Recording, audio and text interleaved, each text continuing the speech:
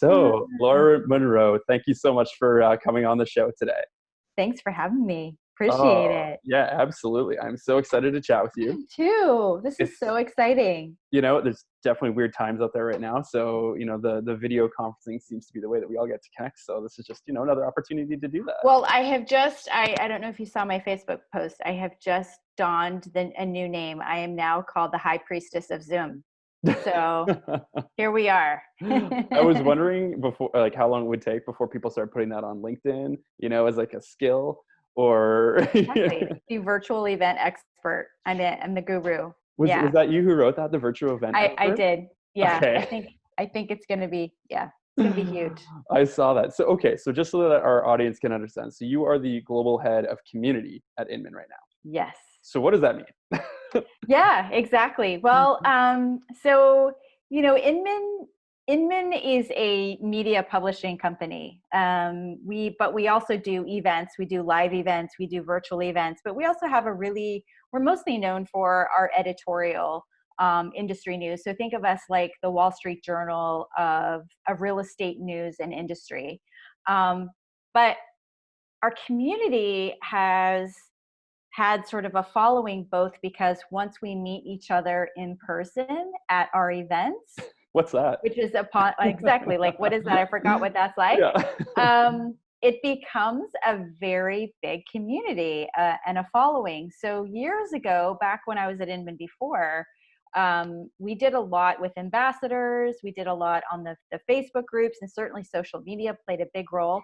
But it's shifted a bit with this particular role because Inman has never really had anybody in this community-driven role. So it's a leadership role. We're pulling more people together under the communication platforms that we use, the digital channels, as well as our events. And it's well into the thousands. And so It just creates an audience that is both online and offline, and it helps us to really keep our just brings people together in really innovative ways. So the thousands, so those realtors, brokers, like who are those thousands of people? Everything. I mean, everything. Originally it was, we sort of use our segmentation as like agents, brokers, CEOs and founders, technology CEOs and founders, entrepreneurs, vendors, providers, organized real estate leaders, associations, state and local. Anyone. The one amazing thing about Inman is that we have a platform for conversation that is agnostic, meaning that it doesn't matter what brokerage you're with, it doesn't matter what association you're with, it doesn't matter what leader you're from or which company you're with. We want to share that information out to everybody for the benefit of all. So we don't get too caught up in brands and too much brand loyalty. Which is interesting because your core background is a brand strategist, right? It is. Yeah. So it's really where I learned a lot of the tricks of the trade for brands. Yeah. It's so interesting. I love the whole Inman concept. I've met Brad a couple of times, but his whole philosophy of essentially harmonizing, innovation and real estate for the betterment of the industry or the community. I always mix up exactly what it is, but it's such an interesting, philosophy, and clearly it's resonating. So. Yes.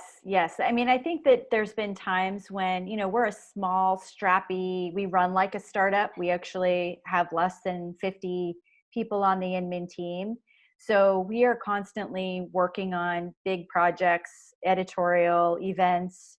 But, the community is really it's who our audience is. So it's good to have recognize it. It's good to put value behind it. It's good as an organization we've realized, especially during these times, how important it is for us to play a role in keeping people connected. We've grown literally almost 200% on social media just in the past 2 weeks. I saw that post and I was just blown away by it. And I think if anything, incredible. It's interesting because my understanding within the Inman company is that you are all working from home anyway already. Like that was just how it is. Yes. And so you've been tasked with growing this community remotely since the outset. Yep. And now you've got this essentially captive audience of people that are looking for that social connection. I mean, the real estate industry is a social industry. Let's be honest about It that, right? definitely is. And Well, and so, now we've got a lot of people that are having to stay enclosed in their homes and, make things work from home. But more than anything, they need each other. They need, the innovation that's going to come from being in this moment in time. Like we have this conversation at Inman, like we are in a very special moment in time that once we get past this pain, or get through the pain, I should say, not past it, because no one's getting past it. It's We're watching this in real time. Like this is unfolding and innovating in such a rapid way that it's going to be an incredible situation to look back on, probably within a few short months. it's going to be written in the history books, and It this will is be. obviously a generational defining moment, and Mhm. it's really, there's that moment of self-reflection where Absolutely, in you're thinking about, everything.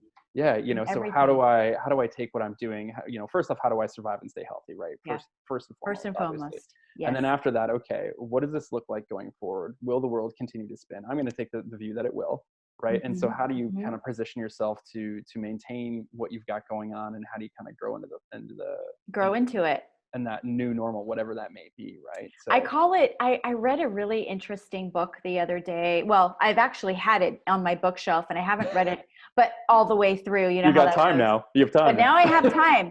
But you know what? I picked it up. It sits here on my bookshelf in my office, like directly in front of me. And it was written by Sheryl Sandberg, and it's called Option B. Okay. And she wrote this book when her husband died suddenly of a heart attack. And it was about how she navigated the sudden overwhelming grief of losing her spouse and then moving through that, and coming out of it on the other side psychologically and emotionally. And I just thought, you know what, I wonder if there's any of this that would pertain to this moment that we're going through. And there's a chapter in the book that's actually called Bouncing Forward. Mm. And her therapist at the time told her, in any incredibly traumatic situation, there are people that fold under it. There are people that are that take a long time to heal, and then there are the people that are resilient, that sort of seem to bounce back. And there is a thing called post traumatic growth, where it's a mindset, it's a mental strength that is, I'm going to get through this and I'm going to bounce forward. And I brought it up last week in one of my video, just I do a quick video, and I just said, you know what, if we can get to this mindset of I am where I am right now, but the resilience that I need is going to bounce me forward into this next redone industry. I think Very cool. that was a really big chapter. It's cool. Well, and that kind of segues into where, I kind of wanted to take this next. Was you've obviously been in the industry for quite some time now, right? So Yeah, about initially as almost 20 years, I think. 20 Yeah. years, okay, Yeah. a year or two, yeah. Yeah. So you've seen some things. Yeah. And so, I guess one of the sort of the interesting things that we've been talking about, and that I think I'd love to sort of chat a little bit with you, is, seeing sort of that trend and what's emerged over those 20 years, and then now we're at this point in time, and then kind of forward looking what that looks like, and more from the community's perspective, more from like what you're hearing with your Yeah. conversations. So Yeah. maybe you could speak to that, like how it's sort of gone from, say, the global financial crisis, where things were really good and then it got really bad, and then it's changed, and now we're in this another part. I don't know, like in your experience, what, like how have you viewed that, and those sort of Yeah. I mean, I think, well, first of all, one of the things about the real estate industry that I think we've always kind of known and definitely been able to witness is, the adaptability of us as an industry. No matter how many rules and regulations and different things that we have to sort of maneuver and navigate, whether you're an agent or a broker or a technologist, there's always the consumer. Those don't change. There's always data, and there's always the technology that supports all of it. But the thing that amazes me is the industry's ability to adapt to the moment in time. And certainly during the cycle and the crash of the 2000, the mid 2000s and above, We saw agents having to dive into actually working belly to belly with short sales and having to help buyers and sellers out of amazingly overwhelmingly complicated financial situations.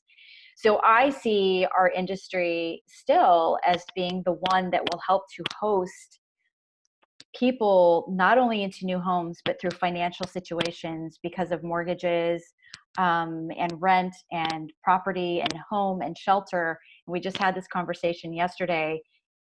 With everyone in lockdown, that big question is real estate essential? And it actually, for most of us, barring the immediate civic duty to keep everyone as healthy as possible, there still is this case of millions of people in the middle of transactions, in the middle of one home to another, in the middle of moving out of one home, trying to get into another. And the agents and brokers today have to manage how to land those transactions safely. So what I've seen is just the amazing ingenuity, no matter where they are at in technology, that's really what it's about. It's just the ingenuity. It's so interesting too, because you almost are going to see, or perhaps you're already seeing it, is agents having to enhance the value proposition beyond the tools they're using, beyond the conversations they're having with, a lot of government programs, a lot of different, there's just so many moving parts that, algorithms are great. It's great to streamline workflows. And I'm sure there's a lot more of this done via Zoom, or, pick your favorite web chat app, whatever that is. Yeah. But the reality is there's still that really core role for that advisory service, right? Absolutely. I mean, I wouldn't be surprised if we start to see many more concierge type roles, advisor, just services that sort of pop up out of this. In fact, I was watching a Facebook Live from a team in California, in Southern California, earlier today, and they are the psychologists, they're the therapists, they're the hand holders, they're the service providers still. They're still trying to figure out how to service people that are at home, virtual tours, to show property, sending them meals via DoorDash or delivery service or something to sort of help them, feel a little bit better, or to provide some help. So you're seeing agents that are really stepping up to work the relationship side, but then you're also seeing them incredibly dive into the technology side, which is the videos and, all of the different ways that they can connect both with clients and colleagues, to get things done in a different way.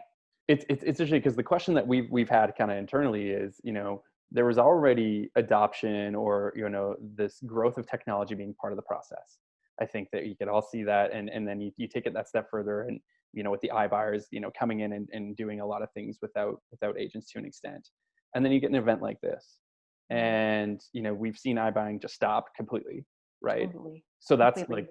That's wild, number one. And then number two is, the question is, does an event like this empower agents to adopt technology more, or does it accelerate trends that already existed, or does it create new ones?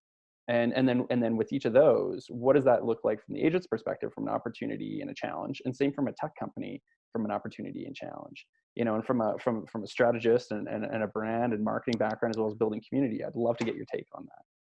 Yeah, well, those are really big questions. And I think we're already seeing agents talk about the technology that they need, because the first thing that happened out here in the States when some of the counties started to close down their services, their county services, it meant that, a lot of these transactions weren't going to get to the closing table because they didn't have the right services, the legal services to be able to get there. Mortgage and title wasn't necessarily considered an essential service. But very quickly, when the states and the counties realized that, real estate is still happening, there are people that are misplaced without these closings, then they right away came back in and said, okay, it's an essential service. We know we've got to get you to be able to accomplish what you need to accomplish, to move things in the direction they need to move in. So that was like the first aha, that all the states and counties went, oh, I guess you do need to have a county recorder's office open to be able to close this deal. And it didn't happen widespread.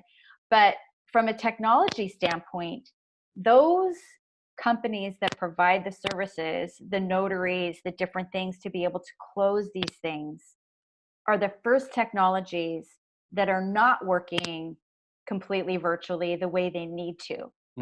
So right now, if you're paying attention and you're somebody that works in technology, the first thing you need to do is we need to figure out how to get more e-notarized type of things. Like, we can't just have notaries coming around to people's homes and walking them through the paperwork. Like, we literally have to get them, you know, on some kind of platform. So it wouldn't surprise me if technology wise, we definitely see the all-in-one solutions in terms of getting from end to end in a transaction without having to go into a million different places. And they will have to connect to the right state and local authorities to be able to get those things done. And I think we'll see a push for those, which it's not going to be a real estate agent mandate to have them. It's actually going to be a requirement. So that doesn't happen. It's interesting how, you know, what I hear a lot is that it's that red tape, or there's that government element that really stifles a bit of it. And then you get an event like this where it's like, oh, by the way, we need to still do transactions. And so it is in fact the service needs to be open. And then, almost overnight, that red tape's gone. And then you've got, okay, now that that's there, okay, now we have this opportunity to build this company that we've always wanted to do, that provides that service that agents have wanted, that the consumers wanted. Right. But for whatever, you know, preconceived law or what have you, it just wasn't the case, right? So right. Well, and I think an NAR statistic that I heard, I think it was on one of my virtual calls, was that there's up to 60 small businesses or 60 businesses that are attached to any transaction at any given time. Wow. So when you think about what an agent or a broker has to carry in a transaction, all of the puzzle pieces that they're trying to put together. One agent, I did something on Facebook where she said, you know, we're literally, not to compare industries, but if the analogy would be, right now we are the air traffic controllers and we have millions of flights in the air and we're just trying to get them safely on the ground in terms of what the transactions are. So if you look at it like that, then it's the role of the agent is incredibly important, both for the technology driving side as well as, you know, getting the consumers what they need. They are the ones that are getting the consumer what they need. Well, the reality is, I think the last number I saw was something like 5 million transactions in the U.S. Right? I think up here we're a tenth of that. I think there's 500,000 up here in Canada, and you know, so there's that demand to move, and I guess the question would be, you know, if you remove that underlying economic cycle with people being able to work, right, and that what's come with this event here, you know, does that change things, and how does that all go forward? But I think ultimately what it comes back to is, you know, two key things that you've already highlighted. Is that number one, on the agent side, you need to be more of that advisor, full service, sort of, you know, bespoke curator of all things like the air traffic controller. But then on the technology side, there's these opportunities to come in here and plug in those holes that, you know, absolutely identified. If the technology companies are listening, they're going to get a wealth of feedback. I hope they're listening about what. Yes. I think if I were, I would just be watching every Facebook Live. I would be following what every agent is talking about, because here's what's going to happen. I think if we can get back to, you know, once we get past the peak, it's going to happen in different geographical areas. I mean, we're hoping that New York comes out of this first and reaches the peak and can get back to some sense of opening things up a little bit. But we're in California and we're already looking to see what's going on in China and Italy and New York. Yeah. Everyone will be keeping their eye on how this unrolls. And there's going to be some places that certainly reach business opportunities quicker than other ones. And so it's going to be interesting to see. But I think once we can sort of all breathe some sigh of relief on the other end of this, real estate is going to make a fast rubber band comeback, meaning we're going to know how to do this virtually. Companies are going to be rearing to go to be able to provide more technology and services to make these things happen faster. People, based on their economic situations, based on their job situation, based on where they need to be closer to loved ones or elderly, they're going to be making moves. They're going to be making big moves. And our agent core regardless of what brand you're with, are going to be the ones that are making those. They're going to be the ones, you know, that have those people's lives literally in their hands. So they right now are information sponges, from the governors in our states that are telling us when we can go out, when we can't go out, when we can have open houses, when we can't. I mean, it's been There's a lot going amazing. on. There's a lot going on. Yeah. Yeah. But I Good think thing. it's exciting once we can get past the pain. Yeah. Yeah, absolutely. And again, I think that's sort of that underlying core philosophy that you have to have, is that things will continue to move after this is done. We can And survive 90 days. so yeah, exactly. Yeah. So let's survive first and foremost, stay healthy, you know, Yeah. do Take care do of the our socially family. responsible thing, take care of our Mhm. families, and then kind of let's see where things are kind of going forward from there. Yeah. And so, you know, just to wrap things up here. So let's say it's 2021, it's Inman, let's say Connect with Las Vegas. Okay. You're speaking, and what are you telling, what is the talk about? And Wow. yeah, let's just leave it there. What's the Yeah. talk about? And maybe just speak to that a little bit. All right, so I'm gonna take it a little bit different, because here's You're what I cheating. was having. Well, okay, here's my topic, and I'm gonna take it from a leadership standpoint, not necessarily from an agent standpoint. Okay. My audience is the leaders of real estate, Okay. and my thing to them is that doesn't matter who you have working for you in your company or your brand, they've been through a huge psychological shift, both business and emotionally. And if you are not right now considering ways to redefine how people are working in your company, both from an emotional, mental, technological standpoint, you will not have the right culture. If you continue on with the culture that you had before this happened, and you do it with this, after this event, you're not going to have the same company. So it doesn't matter if you're a CEO or if you're an entrepreneur or whatever, if you cannot look at the emotional intelligence that you're going to need to pull people together, I think community is going to be a huge thing. If you have leaders that are tone deaf, who don't understand what their agents and brokers have been through, if they can't communicate with an understanding of that, if they just expect to go back to normal and have the same kind of communication, then I think we're not going to see the healing that we need. We're going to be even more tone deaf, because we're not going to understand all of the changes that is required to be and show up the way we need to in this industry. So that would be my talk, which is, how are you going to redefine how you're doing business as a leader in this industry? I can't wait to see it in person. Yeah. So, Well, sorry, I'll be putting my slide deck together. I'll be seeing you, summer 2021 at least. I would hope so. You better be there. It would be great to have you. On that, thank you so much for your time, Laura. Thank you so much. I appreciate you having me. Stay healthy. You too. And I look forward Please to do. meeting you in person when we're finally allowed to do that. Yes.